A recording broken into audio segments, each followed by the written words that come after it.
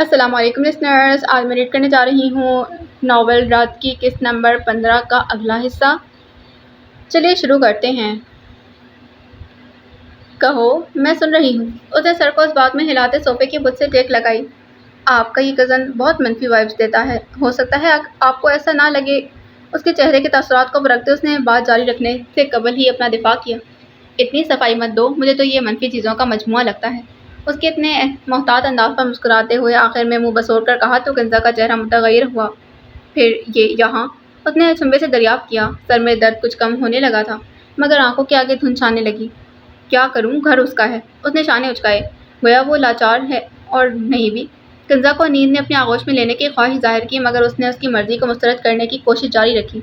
آپ اتنی اچھی نرسنگ کرتی ہو، ہسپتال میں جاب لگ سکتی ہے، بلکہ میں بابا سے کہہ کر اپنی کمپنی۔ اس نے بات جاری رکھنے کی کوشش کی، مگر غنودگی اتنی شدید تھی کہ وہ چاہ کر بھی بات مکمل نہ کر سکی اور بستر پر ڈھہ گئی۔ غلط وقت پر دے دیا انجیکشن، سن تو لیتی کہ آخر محترمہ کی کون سی کمپنی ہے۔ اس پر کمبل درست کرتے اسے گویا وقت کی بغاوت پر کچھ غصہ آیا تھا۔ بیڑا غرق ہو تمہارا، ارجل یوسفزئی۔ جب تک ارجل یوسفزئی زندہ تھا، منشا درانی کی ہر بددعا کا مستحق صرف وہی تھا۔ مراد نے CCTV چیک کروائے، جس سے انہیں اس شخص کی فوٹیج ضرور دکھی تھی جو کنزا کو اٹھائے گاڑی میں بیٹھا تھا، مگر نہ گاڑی پر نمبر پلیٹ تھی، نہ ہی اس کا چہرہ دیکھ پائے تھے۔ جو چیز انہیں سہما رہی تھی وہ اسے اپنے بھائی کو بتانے سے قاصر تھی۔ کنزا زخمی تھی اور کسی نامعلوم انسان کے پاس تھی، یہ بات وہ کیسے اس کے باپ کو بتاتے؟ وہ جتنا سوچ رہے تھے اتنا دل پر بوجھ پڑتا جا رہا تھا۔ بغیر ہیٹر کے کمرے میں بھی وہ پسینے سے شرابور ہو چکے تھے۔ ماتھے پر شکنوں کا وسیع جال بنا ہوا تھا، ہونٹ آپس میں بچھے ہوئے تھے۔ دماغ ہر زاویے سے تدابیر کر رہا تھا جب ان کا ماتحت جثہ دے کر اندر داخل ہوا۔ کیا رپورٹ ہے؟ باروک چہرے پر سخت سنجیدگی کے سائے تھی۔ سر، وہ گاڑی کچھ فاصلے پر جانے کہاں گئی کہ کسی کیمرے میں اس کی نشاندہی نہیں ہو پا رہی۔ مقابل کچھ شرمندہ دکھ رہا تھا۔ Damn it! انہوں نے بند مٹھی کو زور سے میز پر مارا۔ مقابل کو معاملے کی نزاکت کا احساس ہوا تو اس کا جھکا سر مزید جھک گیا۔ اس سڑک کے ذریعے جہاں کہیں بھی جایا جا سکتا ہے، ارد گرد کی ہر چیز کھنگالو۔ مجھے ہر صورت اس گاڑی کا نشان اور مالک کا نام چاہیے۔ لہجہ بے لچک تھا۔ وہ کرسی سے اٹھ کھڑے ہوئے۔ سر، ہم اپنی پوری کوشش کر رہے ہیں۔ مقابل نے صفائی میں کہنے کی کوشش کی۔ صرف کوشش نہیں، عمل چاہیے۔ بلکہ رکو، میں خود آتا ہوں۔ مجھے اس کیس میں ناکامی نہیں چاہیے۔ سنا تم نے؟ میز پر پڑا اپنا فون اٹھاتے وہ باہر کو بڑھے۔ ماتحت ان کی ہمراہی میں چل پڑا۔ جانے کیا معاملہ تھا جو مراد وجدانی نے صبح سے رات تفتیش میں گزار دی تھی۔ کھانا تو ایک طرف، انہوں نے تو اسپریسو بھی نہیں پی تھی، اور ڈیوٹی ٹائم آف ہونے پر بھی وہ اتنے چوکس تھے۔ یقیناً معاملہ اس کی سوچ سے زیادہ اہم تھا۔ عائشہ اس کے سراہنے بیٹھی تھیں۔ جب محمود آغا کی کال پر انہوں نے ایک نظر کروٹ کے بل لیٹی نور پر ڈالی جو آنکھوں کو حفاظتی بارڈ میں قید کیا نیند کی آغوش میں پر پھیلائے ہوئے تھے۔ غالباً عائشہ کو یہی محسوس ہوا۔ انہوں نے بٹن دباتے بلا دھڑک فون کان سے لگایا اور رابطہ جوڑا۔ ہاں بابا، وہ ٹھیک ہے اب؟ غالباً مقابل نے نور کی خیریت پوچھی تھی۔ ہاں، حدیث جانے کہاں چلا گیا ہے، کچھ بتا کر بھی نہیں گیا۔ ان کے لہجے میں ماں کی ممتا تھی، فکر تھی، پریشانی تھی۔ اس میں اس کا کوئی قصور نہیں تھا۔ اس کی اب کی بار لہجہ اٹل تھا۔ وہ حدیث کی حمایت میں خاصے مضبوط انداز میں بولی۔ بستر پر آنکھیں موند کر لیٹی زہرب کے دل میں چبھن اتری۔ آپ جانتے ہیں، آج میں نے سالوں پرانے کمزور حدیث کو دیکھا۔ ان کے لہجے میں سایہ لہرایا تھا، حزن کا، غم کا، ملال کا۔ مقابل نے ان کے لہجے میں اندر تک گہرا سکوت اترتا محسوس کیا۔ اگر نور کو کچھ ہوتا تو وہ مر جاتا بابا، وہ نم آنکھوں میں بولی تھی، وہ نم آواز سے بولی۔ ڈر اور خوف نے جیسے ان کی توانائی نچوڑ دی تھی۔ ایک طرف بیٹی تھی تو دوسری طرف امانت۔ وہ ایک وقت میں دو امانتیں سنبھال رہی تھی۔ کوئی اپنی دشمن کی بیٹی سے اتنی محبت کر سکتا ہے بابا؟ انہوں نے گم و گو کی کیفیت میں استفسار کیا، اور زخرف کو لگا وہ اگلا سانس نہیں لے پائے گی۔ دشمن کی بیٹی سے کیا مراد تھی؟ کبھی کبھی ہوتا ہے نا ایسا، جب آپ کو اپنا بے وقوف محسوس ہوتا ہے، جب ہر ذی روح آپ کی نادانیوں اور کم علمی پر تمسخر کرتا دکھائی دیتا ہے، جب کان کے پردوں میں بآواز بلند کہکے سنائی دیتے ہیں، جب بینائی ہوتے ہوئے بھی انسان کو نابینا معلوم ہوتا، جب انسان رشک اور فقر کے اسمان سے پچک کر زمین بوس ہوتا ہے، جب رات کی سیاہی وجود کا حصہ بنتی دکھائی دیتی ہے، جب چاندنی میں بھی وحشت نظر آتی ہے، ایسی کون سی کم فہمی کی کیفیات باقی تھیں جس کا ابھی زخرف نور نے تجربہ نہیں کیا تھا؟ اس سے بہت کچھ چھپایا جا رہا تھا۔ اب اس پردے کو چاک کرنا تھا، پھر چاہے اسے کسی بھی حد تک ہی کیوں نہ جانا پڑے۔ رات کے اس پہر ماحول میں عمیق گہرائی پنہاں تھی۔ وہ ایئرپورٹ کے لیے نکل رہا تھا جب ہمایوں کمال اس کی گاڑی کے پاس آئے اور اسے باہر نکلنے کا اشارہ کیا۔ گھڑی پر ایک نگاہ ڈالتے وہ باہر نکلا۔ حسن حسن باکمال وقت کے اس پل سنجیدہ صورت دکھائی دے رہا تھا۔ ہمایوں نے ایک بھرپور اور مکمل نظر اس پر ڈالی۔ کئی ساعتیں کٹ گئیں مگر خاموش کا ایک طویل وقفہ تھا جو عبور ہو کے نہیں دے رہا تھا۔ میں لیٹ ہو رہا ہوں، آپ نے کچھ کہنا تھا؟ ان کی مسلسل خاموشی سے خائف ہوتے وہ مسرور سا بولا۔ انہوں نے ہلکا سا انکار بھرا تو برہان نے سوالیہ بروج کہیں لہجہ سپاٹ تھا۔ انہوں نے اپنے اور اس کے درمیان کا فاصلہ عبور کرتے اس کے گرد بازو پھیلائے تو برہان گنگ ہو گیا۔ ہیپی برتھ ڈے مائی سن۔ تاریخ پیدائش کو بالکل فراموش کیے انسان کو یوں غیر متوقع مبارکباد ملنا یوں ہی ساکت کرتا ہے جیسے برہان کمال ہو گیا تھا۔ اسے کم از کم اپنے باپ سے اس چیز کی امید نہیں تھی۔ وہ پیچھے ہٹتے ان کے بازو اپنے وجود سے ہٹا گیا تھا۔ آپ نے کب سے میری سالگرہ یاد رکھنی شروع کر دی؟ وہ بولا تو لہجہ تمسخر اڑاتا ہوا تھا۔ ہمایوں کے دل پر گرہ بندھی۔ جب سے تم پیدا ہوئے ہو۔ اس کے لہجے کو بھلائے انہوں نے محبت سے کہا۔ مجھے دیر ہو رہی ہے۔ ان کے ہر جواز کو رد کرتے اس نے واپسی کے لیے پر تولے۔ دلوں میں نفرتیں پیدا نہیں کرتے بیٹا، اپنوں کے لیے دل کا ایک بڑا حصہ وقف کرنا پڑتا ہے۔ انہوں نے نہایت سمجھداری سے اسے باور کروایا۔ رشتے قربانی مانگتے ہیں اور شاید وہ اس بات سے آگاہ نہ تھا۔ میں نفرت جیسے جذبے پر یقین نہیں رکھتا۔ وہ عجیب سے لہجے میں بولا تو ہمایوں کمال کو کچھ غلط محسوس ہوا۔ اگر نفرت پر یقین نہیں رکھتے تو محبت پر کیسے رکھو گے؟ ان کے لہجے میں خوف عکس کرنے لگا۔ مجھے ان دونوں جذبات سے کوئی دلچسپی نہیں، لہٰذا ان سب میں وقت برباد نہیں کر سکتا۔ ہمایوں کو اس کے انداز نے سہما دیا۔ جوان بیٹا یہ کہے کہ وہ نہ محبت پر یقین رکھتا ہے نہ نفرت پر، تو باپ کو ڈر جانا چاہیے۔ وہ بھی ڈر گئے۔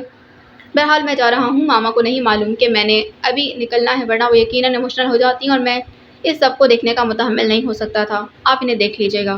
لہجے کو نارمل رکھتے اس نے بات واضح کی تو وہ اس کے انداز پر پچھلی دلسوز بات فراموش کر گئے تھے۔ تم جاؤ بیٹا، میں پیچھے سے سب سنبھال لوں گا۔ اس کے کندھے پر تھپکی دیتے انہوں نے یقین دہانی کروائی۔ نہ بھی کرواتے تو برہان کو چندہ پرواہ نہیں تھی۔ وہ گاڑی میں بیٹھا تو ہمایوں نے ہاتھ ہلا کر اسے الوداع کہا، جس پر نہ چاہتے ہوئے بھی برہان کے لب مسکراہٹ میں ڈھل گئے تھے۔ گاڑی سٹارٹ کرتے وہ ایئرپورٹ کی طرف روانہ ہو گیا۔ ابھی اسے 10 سے 12 گھنٹے کی فلائٹ لینی تھی۔ لوگ دنیا کے لیے تخت بچھانے میں رہے، ہم نے جوتے کی طرح پہنی اور اتاری دنیا۔ اس نے برلن میں قدم رکھا تو ہوائیں لرز گئی تھیں۔ سارے میں جامع سکوت چھا گیا۔ سورج بادل کی اوٹ میں ہو کر پوشیدہ ہونے کی کوشش میں سرگرداں ہوا۔ طیور نے ناک منہ چڑھا کر رخ موڑ لیا۔ فضا نے چپکے سے اس کے قریب سے گزر جانا چاہا۔ ارض اس کے بھاری بوٹوں تلے دب کر رہ گئی۔ بیگ گھسیٹتے وہ ایئرپورٹ کے فرش پر چلتا آ رہا تھا۔ گہرے بھورے رنگ کی پینٹ پر بے داغ سفید ٹی شرٹ پہنے، بھوری جیکٹ کو ایک کندھے پر ٹکائے، آنکھوں پر سیاہ شیٹ لگائے، وہ مضبوطی سے چلتے ہوئے ارد گرد لوگوں کو اپنی طرف متوجہ کرنے کی صلاحیت رکھتا تھا۔ کئی سانسیں اس کو دیکھ پل بھر کو چلنا بھول گئی تھیں۔ وہ قدرت کا حسین ترین شاہکار تھا۔ اس کی مشرقی حسن میں ایسی مغربی جھلکتی تھی کہ دلوں کو موم کر دیتی۔ سامان گاڑی میں لوڈ کروا کر وہ اپنی مطلوبہ منزل کی جانب رواں دواں ہو گیا۔ برلن کے حسن کو دیکھتے اس نے اپنی سرمئی آنکھوں کو پوشیدہ کرتے چشمے کو اتارا۔ سرور اور سرشاری نے جیسے اس کے حسن کو اعتماد بھی بخش دیا۔ چند پل باہر دیکھنے کے بعد وہ فون پر مصروف ہو گیا۔ گاڑی 2 منزلہ گھر کے باہر رکی تو باوجود ہارن کے بھی جب کسی نے بھی دروازہ نہ کھولا تو وہ خود باہر نکل کر آیا۔ پھر ایک خاص کوڈ ڈالتے اس نے دروازہ کھولا۔ ٹیکسی ڈرائیور اس کے اشارے پر گھر کے اندر داخل ہوا۔ اسے اشارہ کرتے برہان نے اندرونی دروازے کے باہر سامان رکھوایا اور اسے واپس بھیج دیا۔ سامان کو وہیں چھوڑتے وہ اندر داخل ہوا۔ اندر یوں سناٹا تھا گویا کسی کا وجود بھی موجود نہ ہو۔ ارزل منشا اور باقی تمام جانے کہاں غائب تھے۔ اس نے سرپرائز کے بارے میں سوچا، پھر سر جھٹکا۔ اگر ارزل نے کہا تھا سرپرائز ہے تو ہوگا۔ کندھا جھکا کر وہ اپنے کمرے کی جانب جانے لگا جب اسے دائیں جانب موجود کمرے کا دروازہ کھلا ملا۔ یہ کمرہ تو صرف اس وقت کھلتا تھا جب کسی کو طبی امداد دینی ہوتی۔ ضرور اسی کمرے میں اس کی مطلوبہ شے موجود تھی۔ وہ بھاری قدم اٹھاتے کمرے کی طرف بڑھا۔ سناٹے پر ماحول میں اس قدموں کی دھمک نے پراسراریت پیدا کر دی تھی۔ کمرے کے قریب پہنچ کر اسے احساس ہوا کہ اندر سوائے سورج کی روشنی کے کوئی مصنوعی روشنی نہ تھی۔ دماغ نے کہا واپس مڑ جائے، غالباً غلطی سے اس کمرے کا دروازہ کھلا رہ گیا ہوگا، مگر دل نے چاہ کی کہ ایک بار دیکھا جائے۔ اس بار برہان کمال نے دل کی سن لی۔ وہ کمرے میں داخل ہوا تو دوائیوں کی بو ناک میں گھسی۔ اس کے چہرے پر یکلختی بیزار تاثرات پیدا ہوئے۔ روشن ماتھے پر کئی لکیریں اجاگر ہو گئیں، مگر اسی پر اس کی نظر کمبل میں لپٹے اس وجود پر پڑی اور پھر کمرے کی ہر شے نے دم سادھے اس کے ماتھے پر بنی سلوٹوں کے جال کو بکھرتے دیکھا۔ جتنے لب کو دانتوں میں دبائے وہ پراسرار سا مسکرایا، پھر اس ہوش و خور سے بیگانہ وجود کی طرف قدم بڑھا دیے تھے۔ عین اس کے چہرے کے پاس رکتے اس نے اپنا چہرہ جھکائے اسے دیکھا۔ وہ بے حد محبت اور شائستگی سے بنی مورت تھی، ایسا مجسمہ جو دیکھنے والے کو سحرزدہ کر دیتا۔ کھڑکی سے چھن کر آتی شمس کی نرم نرم کرنوں نے اس کے وجود کو اتنا سنہری بنا دیا تھا کہ ایک پل کو برہان مبہوت ہو گیا۔ اسے نادانستگی میں ہاتھ بڑھاتے اس کی تھوڑی پر موجود زخم کو انگلی کی پوروں سے چھوا تو نیند میں بھی مقابل کے چہرے پر تکلیف کے آثار نمایاں ہوئے۔ وہ ہاتھ پیچھے ہٹا گیا۔ تمہارا برتھ ڈے گفٹ۔ اردل جو اس کی آمد کا اندازہ لگاتے اندر آیا تھا، اسے دیکھ کر ایبرو جھکائے فخریہ بولا۔ برہان نے کنزا پر سے نگاہ ہٹائی۔ جب تک میں خود باہر نہیں آتا تم مجھے اپنی شکل نہیں دکھاؤ گے، نہ ہی اس کمرے میں آؤ گے، انڈرسٹینڈ؟ وہ بے لچک انداز میں بولا، لہجے میں واضح تنبیہ تھی۔ اوکے باس۔ اردل کمینگی سے آنکھ دباتے مغرور ہوا۔ برہان نے دوبارہ ایک نظر آنکھیں مونڈے لیٹی معصوم لڑکی کو دیکھا، جس کے چہرے پر سورج کی پرتپش کرنیں پڑ رہی تھیں۔ وہ سوئے ہوئے وجود کے قریب سے ہٹا اور کھڑکی تک آیا، وہاں کے پردے برابر کیے۔ سورج کی شعاعوں کا راستہ رک گیا، پھر اس نے ایک بھی نگاہ اس لڑکی پر ڈالے بغیر باہر کی راہ لی تھی۔ وہ کچن کی طرف آیا تو اردل جو اسی کے انتظار میں کرسی پر بیٹھا تھا، اسے بیٹھنے کا اشارہ کرتے گویا ہوا، جانتے ہو نا یہ لڑکی تمہاری کزن کے شوہر کی کزن ہے؟ اس کا انداز باور کرواتا ہوا تھا، گویا وہ اسے یاد کروانا چاہتا ہو۔ اضافہ کرو اردل، یہ لڑکی ابراہیم وجدانی کی اکلوتی اولاد ہے، اور اس کی کمزوری بھی۔ دونوں ہاتھ میز پر رکھ کر اس کے قریب جھکتے اس نے نہایت پر اصرار سرگوشی کی تھی۔ تمہیں محتاط رہنے کی ضرورت ہے۔ وہ غالباً دور اندیش تھا، اس لیے تاکید کرنا فرض سمجھا۔ اوہ کم آن، کیا تم نے خود میرے لیے سرپرائز نہیں چنا؟ میز سے ہاتھ ہٹا کر سیدھے کھڑے ہوتے اس نے جتا کر کہا، چہرے پر سکون تھا جو اس کا خاصا تھا۔ چنا تھا، لیکن اب مجھے اپنے فیصلے پر افسوس ہو رہا ہے۔ اسے یقیناً برہان کی نہایت خوشگوار اور حیرت بھرے تاثرات کا انتظار تھا، جسے نہ پا کر وہ سخت مایوس ہوا، یا شاید وہ خطرے کی بو سونگھ چکا تھا، لیکن اس سرپرائز پر اب وہ خود کو کوس رہا تھا۔ لیکن برہان کمال کو کبھی اپنے کیے فیصلوں پر پچھتاوے نہیں ہوتے۔ اس نے ہاتھ جھاڑ کر کہا، کیا لوگے؟ وہ اسے مزید کوئی نصیحت نہیں کرنا چاہتا تھا، نہ سے وہاں بنا چاہتا ہے جہاں مقابل کو آپ کی نصیحت کی ضرورت ہو یا طلب ہو۔ یہاں مقابل کو دونوں میں سے کسی کی بھی پرواہ نہ تھی۔ تم جانتے ہو، وہ دروازے کی طرف بڑھتے ہوئے گویا ہوا، میں خود تمہارے لیے جوس بنا کر لاتا ہوں۔ اردل کرسی چھوڑ کر اٹھ کھڑا ہوا۔ میں فریش ہونے جا رہا ہوں، کمرے میں مت آنا، میں خود نیچے آ جاؤں گا۔ اسے تاکید کرتے وہ اوپری منزل پر بنے کمرے کی طرف چل دیا۔ نیچے اردل فریج سے لوازمات نکالنے لگا، اسے برہان کمال کا پسندیدہ جوس بنانا تھا۔ وہ دونوں لاؤنج کے صوفوں پر آمنے سامنے براجمان تھے۔ درمیان میں رکھی میز پر ایک جانب جوس کا گلاس دھرا تھا اور دوسری جانب کافی کا مگ۔ برہان کے چہرے پر تھکاوٹ ناپید تھی، غالباً یہ سفر اس کا معمول تھی۔ ٹھنڈے جوس کے ایک گھونٹ بھرتے اس نے بات کا آغاز کیا، یہ کب سے ہے یہاں؟ اس نے دائیں جانب بنے کمرے کی طرف اشارہ کر کے پوچھا۔ تازہ لیچی جوس اس کے حلق سے گزرتے معدے کی تاریکیوں کی طرف روانہ ہوا۔ کل سے۔ میز پر رکھے صوفے کے مگ کو تھامتے اس نے مختصر سا جواب دیا۔ شاید وہ چاہتا تھا کہ وہ مزید سوالات پوچھے۔ یہاں کیسے لائے؟ وہ اس کے ادھورے جواب پر مزید گویا ہوا۔ بازو میں اٹھا کر۔ اردل نے آنکھ کا کونا دبا کر چڑھانے والے انداز میں جواب دیا۔ برہان نے ایک سخت تنبیہی نظر اس پر ڈالی، جس پر وہ فوراً سیدھا ہوا اور ساری تفصیل اس کے گوش گزار کر گیا۔ میں نے تمہیں صرف نظر رکھنے کا کہا تھا، اپنے گھر لانے کا نہیں۔ وہ کچھ خائف تھا، کیونکہ اس کے چہرے پر خوشی اور ناخوشی کے جذبات تلاشنے ہی ناکام ٹھہرے تھے۔ اب تمہاری نظر کو بھی تو یہ دیدار کروانا اشد تھا۔ وہ مزید شرارت سے گویا ہوا۔ وہ لڑکی کہاں ہے؟ برہان نے موضوع تبدیل کیا تو اردل کچھ حیران ہوا۔ منشا کل رات سے غائب ہے۔ لہجے میں ہلکی سی پریشانی کھلی تھی، جانے یہ لڑکی کن کاموں میں مشغول رہتی تھی۔ اس لڑکی کو سنبھال نہیں سکتے تو فارغ کرو۔ اس کا انداز ناصحانہ کم حاکمانہ زیادہ تھا۔ اردل کے چہرے پر ناپسندیدگی ابھری۔ میں نے تم سے مشورہ نہیں مانگا برہان، لہجے میں کاٹ تھی۔ برہان اس کے انداز پر سیدھا ہوتے آگے کو جھکا۔ کہیں مشکوک نگاہوں سے اس کو دیکھتے قبل از وقت وہ کچھ کہتا کہ ایک معصوم اور دل موم کر دینے والی آواز نے اس کے باقی الفاظ چھین لیے تھے۔ منشا، منشا۔ دائیں جانب بنے کمرے سے مدھم سی پکارتی آواز تو برہان بے ساختہ ہی صوفے سے اٹھ کھڑا ہوا۔ کہاں جا رہے ہو؟ اردل نے اسے بات چھوڑ کر اچانک کھڑے ہوتے پوچھا۔ وہ بلا رہی ہے، وہ نادانستگی سے کہہ گیا، پھر آنکھیں بند کر کے اپنے جذبات پر قابو پایا۔ کون؟ اردل نے اچنبھے سے پوچھا۔ اسے غالباً بالکل بھی کوئی آواز سنائی نہیں دی تھی۔ جسے تم نے ایک رات سے یہاں رکھا ہوا ہے، طنزیہ لہجے میں کہہ کر وہ قدم بڑھانے لگا کہ اردل کے سوال نے اس کے اڑتے پاؤں ساکت کر دیے۔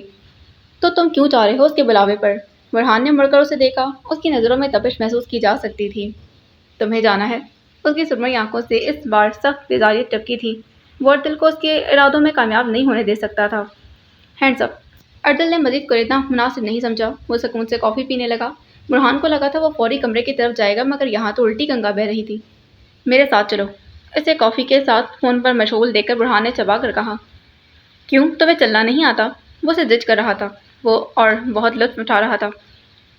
مجھے دیکھ کر چیخ ہی نہ مار دے، برہان نے اب زور دے کر کہا۔ مقابل کے چہرے پر مسکراہٹ ابھری۔ اب تم اتنے بھی حسین نہیں ہو۔ صوفے سے اٹھ کر فون جیب میں ڈالتے اسے نادبی نگاہوں سے گھور کر کہا، شٹ اپ۔ اس کے فضول جملے کے جواب پہ اسے یہ دو لفظ بے حد مناسب لگے، سو کہہ دیے۔ اردل نے اثر نہ لیا، البتہ اس کے چہرے پر ایک گہری مسکراہٹ رقص کر رہی تھی۔ وہ دونوں کمرے میں داخل ہوئے تو سر تھام کر بیٹھے مجسمے پر نظر پڑتے برہان کی آنکھیں چھوٹی ہوئیں۔ مجسمے نے سامنے دیکھا اور برہان کی امید کے برخلاف وہ بغیر کسی تاثر کے چند پل اسے دیکھتی رہی۔ وہ حیران ہوا، اسے کم از کم سامنے بیٹھے وجود سے اس چیز کی توقع نہیں تھی۔ کنزا نے اپنے دماغ پر زور ڈالتے کہا، کچھ یاد کرنے کی صحیح کی تھی۔ برہان نے اس کے پل پل بدلتے تاثرات کو نہایت دلچسپی سے دیکھا۔ میں شوق لہجے میں کہتے وہ کچھ قدم اس کے قریب ہوا۔ میں نے آپ کو دیکھا ہوا ہے۔ اس کے پاس آنے سے یکسر لاعلم اس نے اپنی الجھن بیان کی تو برہان اس کی یاداشت پر اش کر اٹھا۔ پاکستان کی نامور شخصیات میں سے ایک ہے، دیکھ لیا ہوگا، کوئی بڑی بات نہیں ہے۔ اردل نے اپنی موجودگی کا احساس دلایا تو اس کی موجودگی محسوس کرتے کنزا کے چہرے پر ناقابل فہم تاثرات ابھرے۔ برہان نے اردل کی موجودگی پر اس کے چہرے پر گھبراہٹ آتی دیکھی۔ وہ سہمی ہرنے کی مانند خود میں سمٹ گئی تھی، یوں جیسے وہ خود کو شکار ہونے سے بچانا چاہتی ہو۔ منشا کو بلا دیں پلیز، مجھے گھر جانا ہے۔ کمبل سے اپنے وجود کو چھپاتے اس نے التجایا کہا۔ منشا تو یہاں نہیں ہے۔ برہان نے انتہائی پراسراریت سے اس کے سر پر دھماکہ کیا تھا، ساتھ ہی چند قدم مزید اس کی طرف بڑھائے۔ غیر محفوظ ہونا کیسا ہوتا ہے، یہ کنزا کو اب محسوس ہوا۔ پہلے وہ یہاں صرف اس لیے سکون سے بیٹھی تھی کیونکہ اس کے نزدیک اس گھر میں صرف منشا تھی، باقی زیادہ تر وہ غنودگی کی دوائیوں کے زیر اثر رہی تھی۔ مگر اب اپنے سامنے دو انجان مردوں کو دیکھ کر اس کی جان حلق میں اتر آئی تھی۔ وہ تیزی سے بستر سے اٹھی، اس کا سر چکرایا تھا مگر وہ کچھ بھی سمجھے بغیر بس یہاں سے بھاگ جانا چاہتی تھی۔ اسے اپنے ارد گرد خطرے کی گھنٹیاں بجتی محسوس ہو رہی تھی۔ کہاں؟ اردل نے اس کے راستے میں آتے ایک رختگی سے پوچھا تو وہ لرز گئی۔ کپکپاتے جسم کے ساتھ آنکھوں میں نمی لیے وہ لڑکی اپنی عزت کو خطرے میں محسوس کر رہی تھی۔ چاہے وہ جرمنی میں رہتی تھی مگر حدید اور عفان کے علاوہ اس نے کبھی کسی مرد سے بے تکلفی نہیں برتی تھی۔ وہ دونوں اس کے اپنے تھے مگر سامنے کھڑے دونوں مرد کنزا ابراہیم کے لیے فقط رسوائی تھے۔ تم اسے ڈرا رہے ہو؟ برہان نے اسے بازو سے پکڑ کر پیچھے کھینچتے کان میں سرگوشی کی۔ کیوں، ہنسانا تھا کیا؟ جواباً اس نے تنزیہ پوچھا۔ شٹ اپ، برہان نے اسے جھڑکا۔ موقع کا فائدہ اٹھاتے کنزا تیزی سے باہر بھاگی تو اسے داخلی دروازے سے منشا اندر آتی دکھائی دی تھی۔ تم کہاں تھی؟ اسے دیکھ کر کنزا نے فوراً ہی سوال داغا۔ دل کو کوئی ڈھارس ملی؟ منشا نے پہلے ایک نظر اس کے سہمے وجود پر ڈالی، پھر دوسری نظر سامنے کھڑے برہان پر۔ اس نے سر جھٹکا۔ کب بخت یہ شخص کیوں لوٹ آیا تھا؟ میں یہی تھی، تم گھبراؤ نہیں، اس کے قریب آ کر کہتے اس نے تسلی آمیز لہجے میں کہا۔ کنزا کی حالت اسے الجھا رہی تھی، وہ اتنی خوفزدہ کیوں تھی؟ مجھے گھر جانا ہے۔ اس کے بالکل پاس آ کر رکتے کنزا نے اپنے ارادے کا اظہار کیا۔ چلو میں تمہیں گھر چھوڑ دوں، منشا نے بہت اپنائیت سے کہا۔ کنزا نے ممنون ہو کر اسے دیکھا۔ اردل نے منشا کو تنبیہی نگاہوں سے دیکھا مگر وہ اسے سراسر نظر انداز کیے ہوئے تھی، لیکن برہان پر نظر پڑتے ہی وہ اس کی آنکھوں میں چھپا پیغام پڑ گئی تھی۔ اپنا چہرہ دھو لو، فریش ہو جاؤ، پھر میں تمہیں لے جاتی ہوں۔ برہان کی آنکھوں کی تنبیہ تھی کہ وہ اسے فوری یہاں سے لے جانے پر قادر نہ تھی۔ نہیں پلیز، مجھے یہاں وحشت ہو رہی ہے، میرا سانس رک جائے گا، منشا کے ہاتھ تھام کر کہتے اس نے اپنی کمزوری عیاں کی۔ برہان نے دلچسپی سے اس کی التجائیں سنی۔ یہ لڑکی حساسیت کا بہرے بے قرار تھی اور برہان کی زیرک نگاہوں نے بخوبی جان لیا تھا۔ ہمارے پاس تمام طبی سہولیات موجود ہیں، فکر مت کرو، سانس چلتا رہے گا۔ اس نے کنزا کے قریب بڑھتے وہ اسراریت سے اپنی خدمات پیش کیں تو وہ منشا کی اوٹ میں چھپنے کی ناکام کوشش کرنے لگی۔ ڈرو نہیں، یہ اردل کا دوست ہے اور اچھا انسان ہے، منشا نے اسے اپنے برابر کھڑا کرتے تسلی آمیز الفاظ کہے۔ ایک پل کو برہان کے خوبصورت چہرے پر مسکان جھلکی جسے وہ دانتوں تلے دبا گیا تھا۔ ان الفاظ میں ناپید سچائی محسوس کرتے کنزا نے نفی میں سر ہلایا۔ تم رہنے دو، میں خود چلی جاؤں گی۔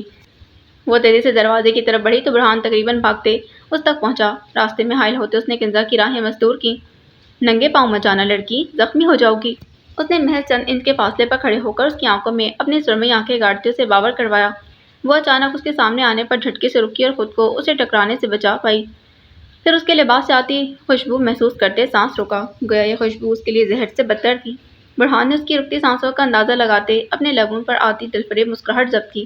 اس نے اپنا چہرہ اس کی طرف جھکایا۔ مقابل کی بھوری آنکھیں بغداد کی مانند سوختہ حال مگر پرکشش تھیں۔ وہ اس کی اٹھتی گرتی پلکوں کے سائے میں عیاں اور افشاں ہوتی بھوری آنکھوں کے مزید قریب جھکا اور وہ ہلکا سا گھسٹتے آنکھیں بند کر گئی۔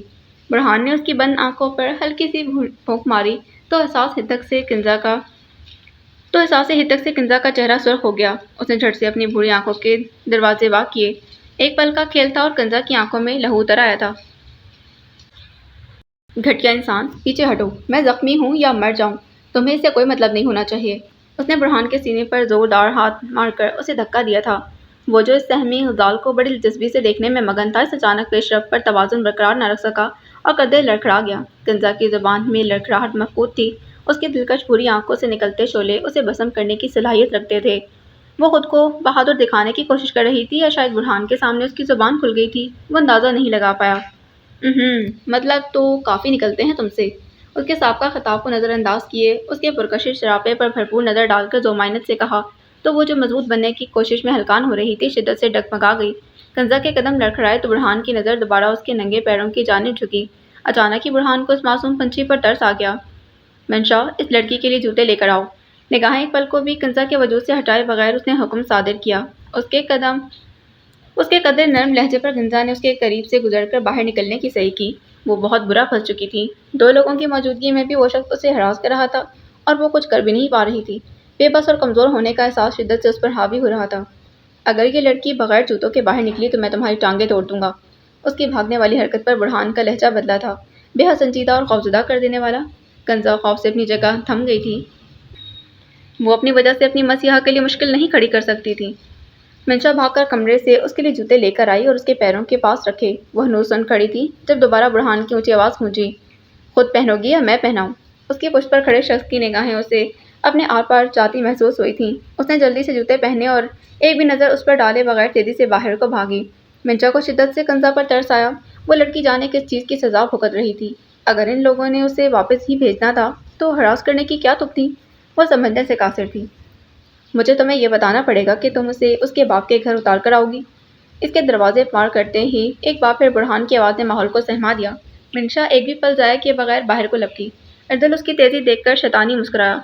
پھر کہتی ہے میں ڈرتی نہیں ہوں برہان کمال سے۔ اس نے دھیمی سی بڑبڑاہٹ کی۔ منشا کی یہ جی حضوری دیکھ کر اس کے تپتے دل کو بڑا سکون میسر آیا تھا۔ اس کا اندازہ درست تھا۔ منشا برہان کمال سے سخت خوفزدہ تھی۔ وہ صرف اپنا بھرم قائم رکھنے کے لیے اس کے سامنے برہان کو برا کہتی تھی، لیکن اب نازک چڑیا کی طرح سہم گئی تھی۔ اس کا کزن نہیں آیا اسے تلاش کرنے؟ برہان کے سوال نے اسے سوچوں کے جال سے باہر نکالا۔ اس نے صوفے پر بیٹھے شخص کو دیکھا جو اب سکون سے باقی بچے جو اس کے خون پی رہا تھا۔ تم حدید کی بات کر رہے ہو یا اس دوسرے لڑکے کی؟ اس کے سامنے والے صوفے پر براجمان ہوتے اس نے استفہامیہ پوچھا۔ اس کی کافی ٹھنڈی ہو چکی تھی۔ اس نے اپنے پینے کا ارادہ ترک کیا۔ حدید عالم، سرمئی آنکھوں میں انگارے جھلستے دکھائی دیے۔ نہیں، میں تو خود حیران ہوں کہ وہ شخص ابھی تک اپنی کزن کے پیچھے کیوں نہیں آیا۔ چہرے پر پرسوچ تاثرات سجائے اس نے اچنبھے سے دریافت کیا، کیونکہ اس کی اطلاعات کے مطابق ابھی کوئی شخص ان کے ٹھکانے کے قریب نہیں پہنچا تھا۔ کزن ہوگی تو ہی پیچھے آئے گا نا، برہان نے طنزیہ مسکراہٹ لیے جواب دیا۔ کیا مطلب؟ وہ سیدھا ہو کر بیٹھا، کیونکہ برہان کی بات اس کے بالکل پلے نہیں پڑی تھی۔ فارغ وقت بتاؤں گا، وہ صوفے سے اٹھتے بولا۔ ابھی تو جیسے تم آپریشن نپٹانے جا رہے ہو۔ اردل ناراض ہوا۔ کیا معلوم کسی دن تمہارا آپریشن بھی میرے ہی ہاتھوں ہو جائے۔ معنی خیز جملہ ادا کرتے اس نے دائیں آنکھ کا کونا دبایا۔ اوہ، میں تو ڈر گیا، دیکھو میرا تو جسم کانپنے لگ گیا۔ وہ اس کے ہر عمل سے متاثر ہوئے بغیر قدرے مضحکہ خیز انداز میں بولا۔ برہان اس کی اداکاری کو نظر انداز کرتے باہر نکل گیا۔ اسے فی الحال کسی اہم کام سے جانا تھا۔ رات کا تیسرا پہر تھا جب وہ ایک منزلہ گھر میں داخل ہو کر سیدھا اپنے کمرے میں گیا، پھر الماری سے کپڑے نکال کر واش روم میں گھس گیا۔ نہانے کے بعد وہ اپنی سابقہ کیفیات سے کافی حد تک دامن بچا چکا تھا۔ اس کا ذہن مختلف حالات کی آماجگاہ بنا ہوا تھا۔ کچھ چیزیں اسے ابھی تک کھچکا رہی تھیں، مگر ان پر کچھ دیر بعد بھی سوچا جا سکتا تھا۔ کوٹ پہننے کے بعد اس نے سوزین کو کال ملائی۔ ڈیڈ یا عفان آفس تو نہیں آئے؟ سرد و سپاٹ لیکن تفتیشی لہجہ تھا۔ نہیں باس۔ گڈ، میں کہاں تھا؟ آپ میٹنگ کے سلسلے میں ہامبرگ گئے ہوئے تھے۔ وہ اس کے روبوٹک انداز پر مطمئن ہوا۔ موم کی طبیعت کیسی ہے؟ اب کے لہجے میں پہلی والی سرد میری نہیں تھی۔ آپ کی بہت احسان مند ہوں باس، آپ نہ ہوتے۔ میں نہیں تو کوئی اور ہوتا، لیکن جب تک میں ہوں اگر وفاداری کسی اور کے لیے ہوئی تو… بقیہ الفاظ گوش گزار کرنے کی اسے بالکل بھی ضرورت نہیں تھی۔ مقابل کو بخوبی علم تھا۔ نہیں ہوگی، سوزین نے وفاداری اور تابعداری کا ثبوت دیا۔ حدید نے کھٹاک سے فون بند کیا۔ اسے سوزین کی وفاداری پر یقین تھا۔ آفٹر آل وہ اس کی کمزوری سے واقف تھا اور اب اسے کہاں اور کیسے استعمال کرنا ہے یہ بھی بخوبی جانتا تھا۔ برلن کی سڑکوں پر سفید کار مناسب رفتار سے گامزن تھی۔ اسے 2 منزلہ گھر سے نکلے تقریباً 5 منٹ بیت چکے تھے، مگر گاڑی کی فضا میں گہری خاموشی رچی بسی تھی۔ ڈرائیونگ سیٹ پر بیٹھی منشا گاہے بگاہے اس پر نظر ڈال لیتی، مگر اب یہ خاموشی اسے الجھن زدہ کرنے لگی۔ وہ اس کے ہمراہ ساتھ والی نشست پر سمٹی بیٹھی تھی۔ منشا نے اسے مخاطب کیا، ہم تھوڑی دیر میں تمہارے گھر ہوں گے۔ لہجہ تفتیش آمیز اور اپنائی سے بھرپور تھا۔ یہ لڑکی نہایت بے ضرر تھی۔ شاید یہی وجہ تھی کہ منشا پہلی بار کسی صنف نازک سے قریب ہو رہی تھی۔ وہ جو وہم اور اندیشوں میں گھری ماضی اور مستقبل کے مناظر بننے میں مگن تھی، اس کے بتانے پر توجہ اس کی جانب مبذول کی۔ کئی لمحے وہ منشا کے چہرے کو دیکھتی اور کھوجتی رہی۔ اس کی نگاہوں کے مسلسل ارتکاز کو محسوس کرتے منشا کچھ جذبس ہوئی۔ منشا نے گلا کھنگال کر اس کا دھیان بھٹکانا چاہا، جس میں وہ کامیاب ٹھہری۔ کنزا نے نگاہیں سامنے نظر آتی سڑک پر مبذول کر لیں۔ آپ ان لوگوں میں مت رہو، وہ دونوں خطرناک معلوم ہوتے ہیں۔ ہنوز سامنے دیکھتے اس نے ساتھ بیٹھی لڑکی کو آگاہ کرنے کی صحیح کی۔ ایک تو یہ لڑکی، جب آپ کہتی تھی تو منشا نہ چاہتے بھی گدگدا جاتی تھی۔ اب میں بھی کوئی معصوم دوشیزہ نہیں ہوں۔ اس کی رائے جاننے کے بعد منشا کے چہرے پر بڑی گہری مسکراہٹ نمودار ہوئی۔ کیا مطلب؟ وہ اس کے الفاظ سننے سے محروم رہی تھی۔ وہ دونوں بالکل بھی خطرناک نہیں۔ تحمل سے رک رک کر وضاحت دینا چاہی، وہ بلا وجہ اتنی خوفزدہ ہو گئی تھی۔ آپ نے دیکھا نہیں وہ سبز آنکھوں والا کتنی شفاف نظروں سے دیکھتا ہے، جیسے قتل کر دے گا۔ کنزا نے اسے مزید ڈرانا چاہا۔ منشا نے اپنے ابھرتے قہقہے کو بمشکل ضبط کیا۔ اور سرمئی آنکھوں والا؟ چند پل کو سامنے سے نظر ہٹا کر اس نے کنزا کی طرف دیکھ کر استفسار کیا۔ کنزا نے کم فہم سے اسے دیکھا۔ یقیناً وہ پہچان نہ پائی تھی۔ سبز آنکھوں والے کا دوست؟ اس نے برہان کا نام لینے کے بجائے یہ تعارف مناسب سمجھا۔ ایک پل کو کنزا جھجری لے کر رہ گئی۔ اس نے دیکھا تو جان حلق میں آ گئی۔ اس نے بولنا شروع کیا تو سانس اٹک گئی۔ وہ پاس آئے تو مجھے اپنا آپ غیر محفوظ لگا۔ اس نے حکم دیا تو وہ ٹرانس کی کیفیت میں بولتی چلی گئی۔ تم نے مان لیا؟ منشا نے اس کا بقیہ جملہ اچک لیا۔ موت سر پر کھڑی ہو تو ہتھیار ڈالنے کے علاوہ کیا کیا جا سکتا ہے؟ وہ بے بسی سے بولی۔ خیر وہ تمہیں بالکل بھی نہیں مارتا۔ منشا نے یقین دہانی کروانا اشد جانا۔ مجھے کوئی کیوں مارے گا؟ میں نے کسی کا کیا بگاڑا ہے؟ وہ کچھ ناراضی بھرے انداز میں بولی۔ بھلا اس سے کسی کو کیوں بیر ہونے لگا؟ یقیناً وہ دونوں مرد صرف اسے ڈرانے کی کوشش کر رہے تھے تاکہ اس کی حالت سے حظ اٹھا سکیں، اور نہ چاہتے ہوئے بھی کنزا واقعی ڈر گئی تھی۔ ہر وہ لڑکی جو نامحرم مردوں کے درمیان گھری ہو اسے یوں ہی خوف آ جاتا ہے، اور یہ بزدلی نہیں ہوتی۔ اس نے خود کو دلاسا دیا۔ بعض اوقات آپ نے نہیں، آپ کے کسی بہت قریبی نے کسی کا کچھ برباد کیا ہوتا ہے۔ منشا بولی تو لہجے میں عجیب سی الجھن کھلی تھی۔ میرے قریب جو لوگ ہیں وہ کسی کو نقصان نہیں پہنچا سکتے، وہ پختگی سے گویا ہوئی۔ ہر انسان کو یہی خوش فہمی لاحق ہوتی ہے، اس نے متاثر ہوئے بغیر جواب دیا۔ کنزا خاموشی سے فاصلہ سمیٹتے دیکھنے لگی۔ اس کا گھر اس کے اپنے بہت قریب آ رہے تھے۔ مجھ سے ملو گی دوبارہ؟ منشا نے کسی امید کے تحت پوچھا۔ جہاں وہ دونوں نہ ہوں، ساتھ ہی واضح بھی کر دیا تاکہ انکار کا جواز باقی نہ بچے۔ ہاں آپ میری مسیحا ہیں اور میں احسان فراموش نہیں ہوں، وہ خوش دلی سے گویا ہوئی۔ اس رشتے سے نہیں، اب ملیں گے تو دوست بن کر ملیں گے، منشا نے دوستی کا ہاتھ بڑھاتے کہا۔ میں دوست نہیں بناتی۔ ایک پل کو حدید عالم کا چہرہ پورے طمطراق سے آنکھوں کے پار چمکا۔ وہ واحد دوست تھا، وہ واحد ہی کافی تھا۔ کنزا کو کسی اور کی طلب نہیں تھی۔ تم نے سنا نہیں، دوست بنائے نہیں جاتے، دوست تو بن جاتے ہیں، وہ فلسفیانہ انداز میں گویا ہوئی۔ چہرے پر نرم سے تاثرات تھے۔ شاید ہم بھی کبھی دوست بن جائیں، کنزا بولی تو آواز بہت دھیمی تھی۔ تمہاری منزل آ گئی؟ گھر کے عین سامنے گاڑی روک کر اس نے کنزا کو آگاہ کیا۔ دیکھ تو وہ بھی چکی تھی مگر دل میں کھلبلی سی مچ گئی تھی۔ ذہن میں شور ہو رہا تھا، ڈھیروں آوازیں، اس کا سر درد کرنے لگا۔ چل ہوتے دماغ سے وہ گاڑی سے باہر نکلی۔ جانے کیوں لیکن دل وہ خوشی محسوس نہیں کر پا رہا تھا جو اسے کرنی چاہیے تھی۔ چلیں؟ منشا کو ہنوز گاڑی کی سیٹ پر بیٹھا دیکھ کنزا کھڑکی سے اندر کو جھکتے ہوئے بولی۔ کہاں؟ اس نے ناسمجھی سے پوچھا۔ اندر؟ نہیں میں نہیں آؤں گی، صاف انکار تھا۔ کیوں؟ تم گھر جاؤ گی اور ایک انتہائی جذباتی قسم کا سین ہوگا اور مجھے بالکل بھی ایسا کوئی نظارہ نہیں دیکھنا۔ اس نے صاف گوئی کی انتہا کر دی۔ کنزا شدر اس کو دیکھتی رہ گئی۔ آپ بہت… ہاں معلوم ہے عجیب ہوں، اس نے خاطر خواہ اثر نہ لیا۔ نہیں آپ بہت گہری ہیں۔ نفی میں سر ہلا کر اس کے اندازے کو غلط قرار دینے کے بعد اس نے اپنا تجزیہ سامنے رکھا۔ وہ اس کے صاف انکشاف پر پل بھر کو ساکت ہوئی۔ اچھا اب اپنے فلسفے اگلی ملاقات کے لیے بچا کر رکھنا، مجھے کسی ضروری کام سے جانا ہے۔ اس نے جلد بازی کا بھرپور مظاہرہ کیا، حالانکہ اس نے جانا ابھی گھر ہی تھا۔ ہم دوبارہ کیسے ملیں گے؟ وہ پر امید بولی۔ تقدیر ملوائے گی۔ کنزا سیدھی ہو کر خاموش ہو گئی۔ منشا گاڑی کا رخ موڑتے چند لمحات میں گم ہو گئی تھی۔ وہ غائب دماغی سے کھڑی سڑک کو دیکھ رہی تھی جب حدید کی گاڑی وہاں آ کر رکی۔ وہ اسے ڈھونڈنے سے قبل ایک بار ڈیڈ سے ساری معلومات لینے کے لیے گھر آیا تھا، لیکن کنزا کو صحیح سلامت اپنے سامنے پا کر اسے ابراہیم کی باتوں نے شک میں مبتلا کیا انہوں نے حدید سے جھوٹ کیوں بولا؟ پرسوچ نظروں سے اسے دیکھتے وہ باہر نکلا اور گمسم کھڑی کنزا کے سامنے ہاتھ لہرایا تو وہ حواسوں میں لوٹی۔ اسے اپنے قریب کھڑے دیکھ کنزا کو اپنے گرد حفاظتی حصار محسوس ہوا۔ اسے لگا ابھی وہ اسے بتائے گا کہ وہ کیسے کل سے بے کلی کا شکار تھا۔ اس نے کہاں کہاں نہیں ڈھونڈا اس کو، پوری رات وہ کیسے پریشان رہا، وہ اس کے بولنے کی منتظر تھی۔ تم تو لاپتہ نہیں تھی؟ آنکھوں میں تعجب لیے اس نے سوال داغا تو کنزا کی ہر خوش فہمی زمین بوس ہوئی، دل پر بڑی شدت سے چوٹ لگی۔ تم نے مجھے ڈھونڈنے کی کوشش کی؟ کسی امید کے پیش نظر پوچھا۔ کم از کم اب وہ یہ ضرور کہے گا کہ کوشش؟ کنزا کل سے تمہیں تلاش کرتے کرتے میں نے خود کو کھو دیا، مگر اس کے اگلے جملے نے اس کے جذبات مجروح کر دیے۔ جو لوگ تلاش کیے بغیر ہی مل جائیں ان کی جستجو میں کیوں کر نکلا جائے؟ وہ تلخ لہجے میں بولا، چہرے پر نافہم تاثرات تھے اور آنکھیں رت جگہ کا عکس تھیں۔ اگر وہ رات جاگا تھا تو کس کے لیے؟ اگر کنزا نہیں تو کون؟ تمہارا لب و لہجہ یہ کیوں کہہ رہا ہے کہ تم میری گمشدگی سے واقف بھی تھے اور نا واقف بھی؟ اب کہ وہ بولی تو لہجے میں ٹوٹے مان کی کرچیاں اور آنکھوں میں ضبط کی سرخ لکیریں تھیں۔ حدید نے ایک مکمل نظر اس پر ڈالی۔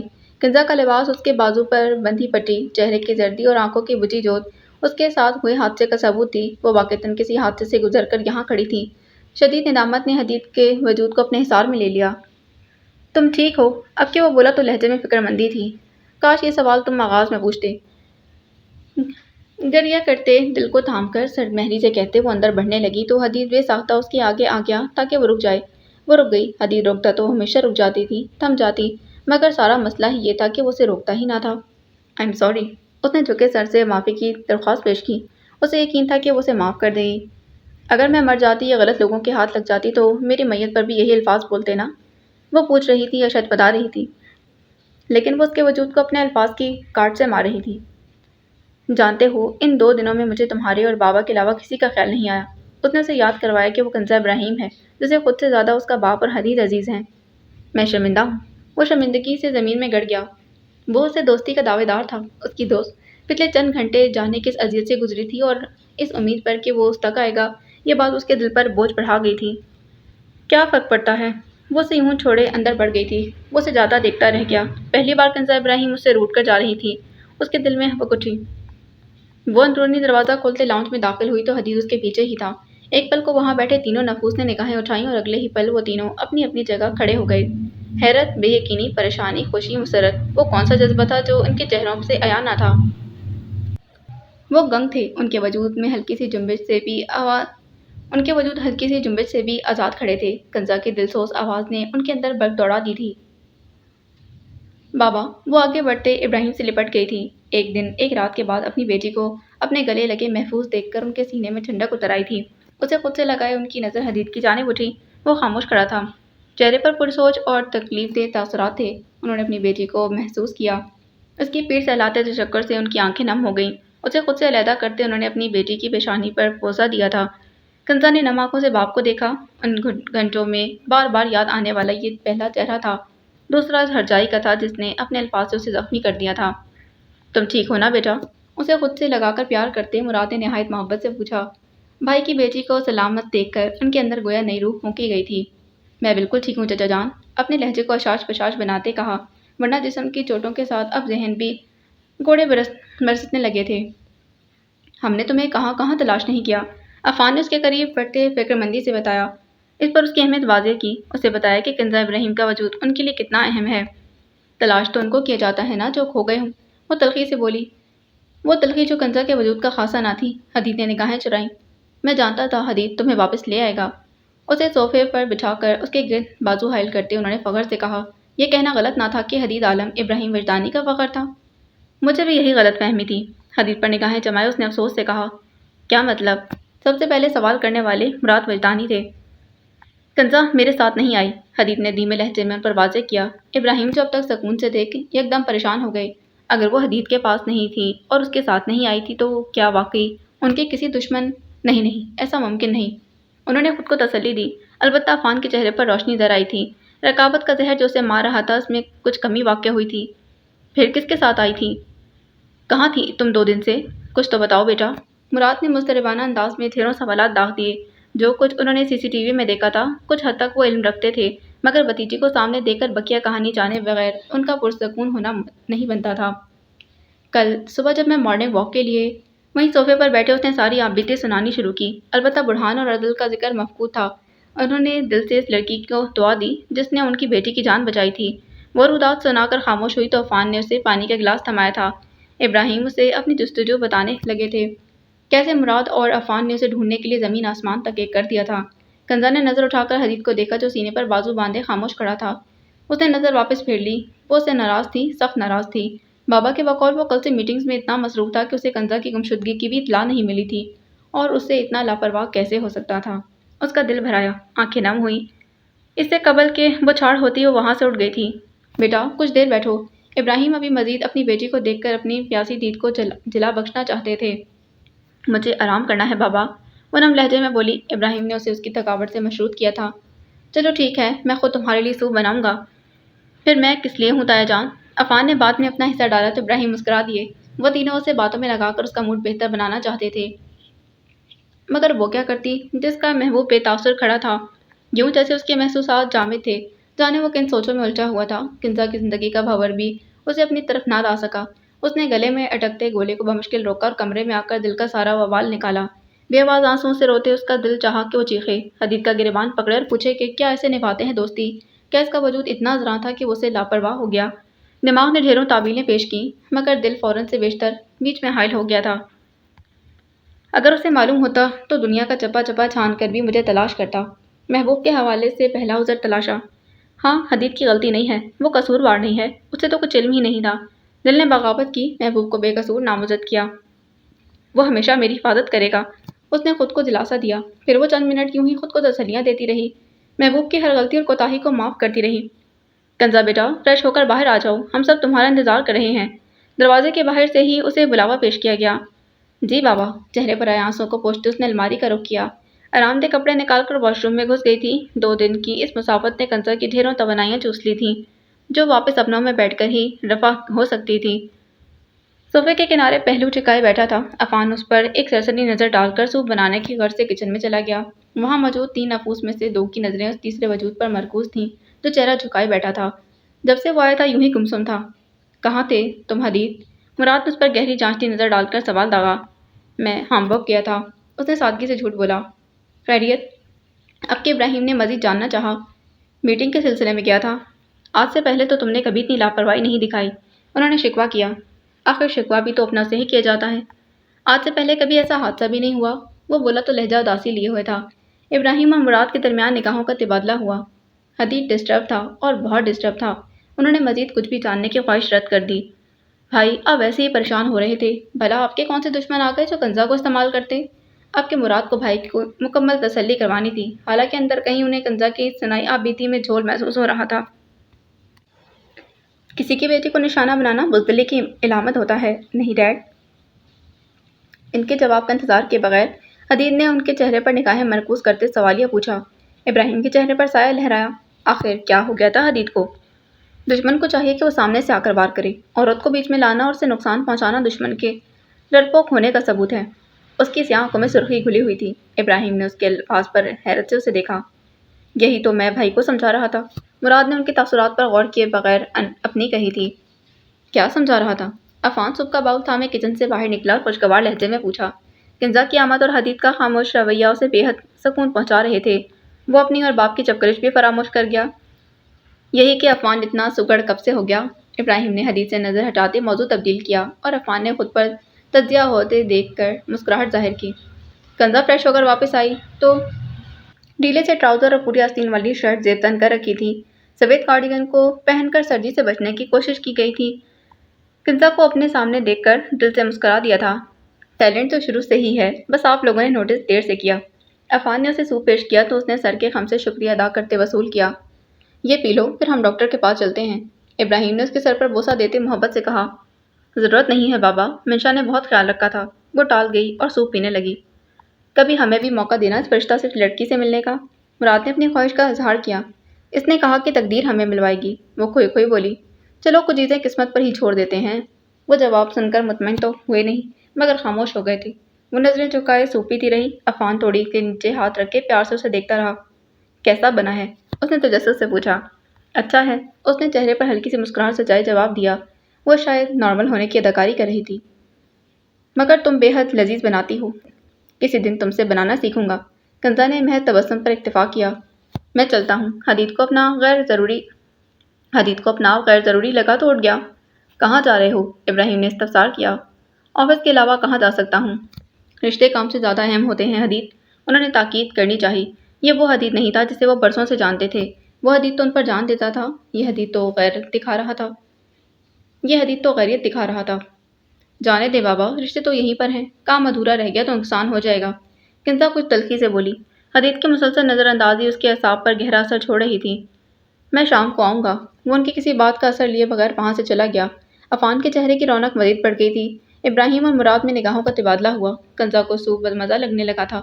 وہ خاموش تھا مگر سامنے تو موجود تھا۔ نظروں سے اوجھل ہوا تو گلے میں پھانس ہی لگ گئی تھی۔ وہ گاڑی میں آ کر بیٹھا تو چھن سے زخرف کا چہرہ نگاہوں کے پار آ گیا تھا۔ اس کا وہ خون سے نچڑا چہرہ یاد کرتے اس کے تمام اعصاب تن گئے۔ اس نے اگنیشن میں چابی گھمائی اور گاڑی کو تیز رفتاری سے چلانے لگا۔ سڑک پر دوڑتی اس سیاہ گاڑی کی منزل وہی تھی جس کے لیے وہ مر بھی سکتا تھا اور مار بھی سکتا تھا۔ ہسپتال کے کوریڈور سے گزر کر مطلوبہ وارڈ تک پہنچا۔ اس کے کمرے کا دروازہ کھولا تو سامنے نظر آتا منظر دیکھ کر اچنبھا ہوا۔ وہ اپنے پاؤں کے ناخنوں کو مطلوبہ شکل دے رہی تھی۔ اسے زخرف کی دماغی حالت پر شک ہوا۔ وہ اس کی ناساز طبیعت کا سوچ کر مرنے والا ہو چکا تھا اور مقابل بڑے سکون سے اپنے روزمرہ کاموں میں مشغول تھا۔ حد تھی۔ ارے آپ! اس کو سامنے دیکھ کر زخرف نے بھرپور جوش کا مظاہرہ کیا۔ آئیے، ماما نے بتایا کہ آپ نے مجھے ریسکیو کیا تھا۔ اسے دروازے میں استادہ دیکھ کر زخرف نے پیشکش کی، جبکہ حدید ابھی تک سامنے بیٹھی اپنی بیوی کے رویے پر معتجب کھڑا تھا۔ ایک تو کوئی مشہور ہو جائے نا، پھر اتنے دوست نہیں ہوتے جتنے اندیکھے دشمن ہوتے ہیں۔ وہ اسے مخاطب تھی یا نہیں حدید اندازہ نہیں کر پایا۔ اس نے قدم اندر بڑھانے شروع کر دیے۔ خیر، آپ کی شکر گزار ہوں مسٹر۔ کیا نام بتایا تھا ماما نے؟ اپنے پیروں سے نگاہیں اٹھاتے اس نے نوارد کو دیکھ کر پوچھا۔ چہرے پر پرسوچ تاثرات تھے۔ حدید۔ اس نے اپنا نام بتا کر اس کی مشکل آسان کی۔ کافی اچھا نام ہے آپ کا مسٹر حدید، وہ تعریفی انداز میں گویا ہوئی۔ دائیں پاؤں کے ناخن اب کے اپنی مطلوبہ شکل میں آ چکے تھے۔ اس نے بائیں پاؤں پر مہارت دکھانا شروع کر دی۔ میں خود بھی کافی اچھا ہوں۔ حدید مزید اس کے قریب آیا۔ اس کا اندازہ تو ہو ہی گیا ہے، ورنہ ہر کوئی کہاں آپ کی مدد کو آتا ہے۔ بہرحال میں احسان رکھنے کی قائل نہیں ہوں۔ جب آپ کو میری مدد کی ضرورت ہوئی تو ضرور کہیے گا۔ آفٹر آل سیلیبریٹیز کے جاننے والوں کے کام جلدی ہو جاتے ہیں۔ حدید نے اسی کے الفاظ لوٹا دیے تھے۔ چہرہ اب ہر غم اور فکر سے آزاد تھا۔ سیاہ آنکھوں میں کشش در آئی تھی، سرخی کہیں دور جا سوئی تھی۔ آپ نے تو الفاظ ہی چکھ لیے۔ اس کو دیکھ کر وہ ہنستے ہوئے بولی۔ اس کے چہرے پر بڑی دلفریب مسکراہٹ تھی۔ حدید کی روح سرشار ہو گئی۔ کہیں آپ بھی میرے فین تو نہیں؟ ایک پل کو اسے نیا خیال ستانے لگا۔ ایک تو زخرف نور اور اس کی سیلف obsession۔ شاید کیونکہ آپ کی اداکاری کا مداح ہوں۔ اس کے حسین چہرے کو ذومعنی سے دیکھتے اس نے گمبھیر لہجے میں کہا۔ آٹوگراف بھی چاہیے ہوگا پھر؟ وہ ہنوز اداکاری کرنے میں مگن تھی۔ کسی دن فرصت سے لوں گا آٹوگراف، لہجہ جتاتا ہوا تھا۔ ایک پل کو زخرف کا دل سکڑا مگر اس نے خود کو لاپرواہ ثابت کیا۔ خیر، آپ کی مرضی۔ مجھے ذرا وہ لوشن پکڑائیں گے؟ صوفے کے سامنے پڑے میز کی طرف اشارہ کرتے اس نے موضوع تبدیل کرنے کی کوشش کی۔ یادداشت جاتی ہے تو جائے، پر میڈم کی اسکن کیڑ نہ جائے۔ نفی میں سر ہلاتے اس نے میز پر پڑا لوشن اٹھایا تو پھر اس کی طرف آیا۔ کچھ کہا آپ نے؟ اس کے ہاتھ سے لوشن لیتے زخرف معصومیت سے گویا ہوئی۔ میں کچھ کہنے کا اہل ہوں محترمہ؟ سینے پر ہاتھ رکھ کر ہلکا سا جھکتے تابعداری سے پوچھا۔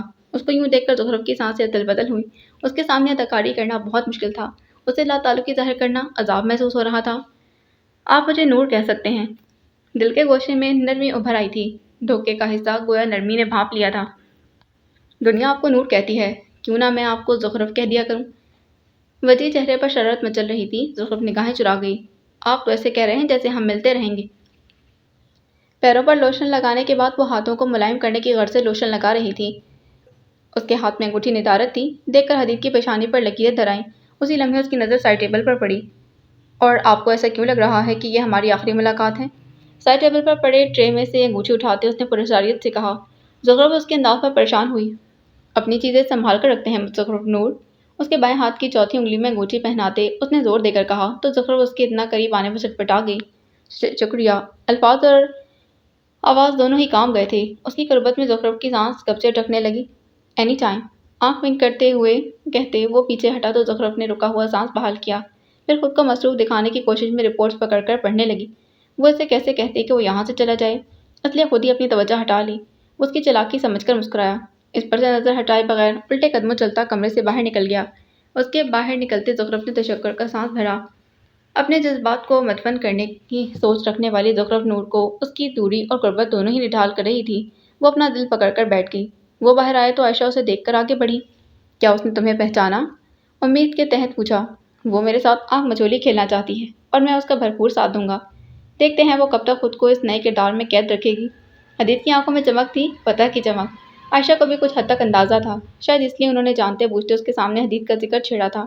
شاید اب وہ مزید اپنی بیٹی کو لا علمی سے دور رکھنا چاہتی تھی۔ انہوں نے اسے از خود سرا تھمایا تھا۔ تمہارا اگلا قدم کیا ہوگا؟ زخرف اور حدید دونوں کے اگلے اقدام بہت معنی رکھتے تھے۔ حقیقی اداکاروں سے ان کا کردار چھینا حدید عالم کے انداز میں بغاوت تھی، وہ بغاوت جو سب فنا کر دینے کی صلاحیت رکھتی تھی۔ باقی اگلی قسط میں۔